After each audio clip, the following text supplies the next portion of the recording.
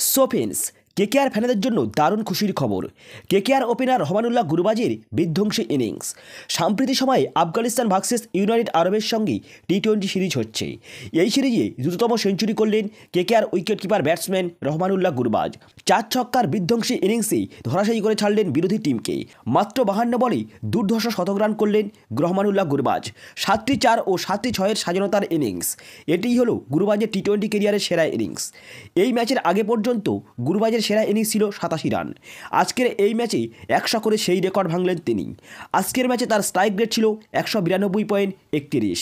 গুরবাজের শতকের জেরে আফগানিস্তান প্রথমে ব্যাট করেই 203 রান করেন 3 উইকেট হারিয়ে 20 ওভারে।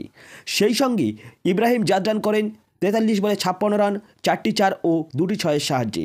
যথাক্রমে আজমাতুল্লাহ ওমরজাই 8 বলে 19 রান করেন ও নবী 1 বলে 4 রান করেন।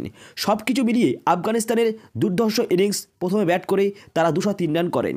তো জয়ের লক্ষ্যে ইউনাইটেড আরব ব্যাটিং করতে নেমে 4 উইকেট হারিয়ে 64 রান তোলে এই পর্যন্ত।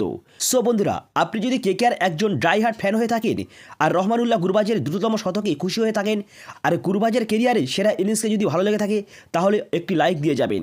আর আমরা কেকেআর সাপোর্টার হিসেবে চাইবো আইপিএলেও কেকেআরের হয়ে এমন সুন্দর সুন্দর ইনিংস উপহার দিতে পারেন। এই প্রত্যাশা থাকবে রহমানুল্লাহ গুরবাজের উপরে। সো ফ্রেন্ডস, এই ছিল আজকের ভিডিও এবং এই ধরনের ভিডিও সবার প্রথমে পেতে সাবস্ক্রাইব করতে ভুলবেন না।